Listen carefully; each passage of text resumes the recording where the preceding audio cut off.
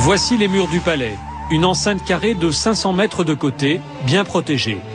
De l'extérieur, impossible de voir ce qui se cache derrière ces murs. Voici la porte d'entrée. Ce palais a été construit il y a 6 ans. Le prince Al-Walid, qui en est à son 4e mariage, vit ici avec sa fille de 21 ans et son fils de 23 ans. À chacun son bâtiment. Un pour le prince et 2 autres pour son fils et sa fille. Au total, 317 pièces. La visite commence par les jardins, dessinés par le prince lui-même. Il adore prendre ses repas en extérieur. Un jardin japonais, quelques rocailles, de quoi organiser d'agréables barbecues. Cette piscine se prolonge à l'intérieur du bâtiment de droite. C'est le jardin secret du prince Al-Walid, le hall africain. Ici, la lumière est jaune, c'est normal, c'est pour faire savane.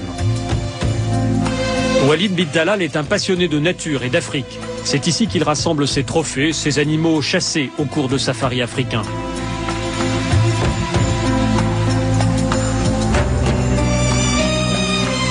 La visite continue par des couloirs souterrains. Tous les bâtiments sont reliés entre eux par un réseau en sous-sol. Il y fait plus frais. Et voici le complexe sportif privé du prince. Il s'y rend tous les soirs pour nager dans cette piscine. Il peut y faire des longueurs de 30 mètres ou se lancer de son plongeoir de 5 mètres. Tout autour du bassin, des petits salons permettent de recevoir les amis et de leur montrer la maquette de la tour Kingdom, la fierté du prince. C'est un décorateur français qui a conçu cet endroit. La France, où le yacht du prince est amarré chaque été dans la baie de Cannes.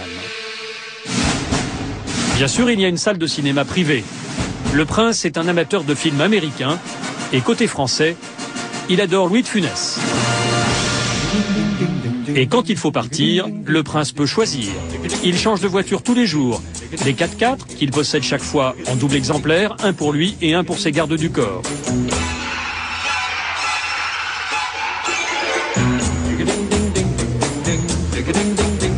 Celle-ci n'est pas en double, c'est la Rolls-Royce du prince. Surprise, ces 2 petites voitures coréennes, le prince est actionnaire de cette marque. Voici la sienne, avec sa plaque personnelle. Dernière étape de la visite, l'entrée vers les salons de réception. Régulièrement, le prince invite ses hôtes de marque, des membres de la famille royale, mais aussi des chefs de tribu venus de toute l'Arabie Saoudite. Et ce qui se dit dans ces salons a de bonnes chances de remonter jusqu'aux oreilles du roi. Notre visite s'arrête là. Le prince ne nous a pas laissé filmer ses appartements privés.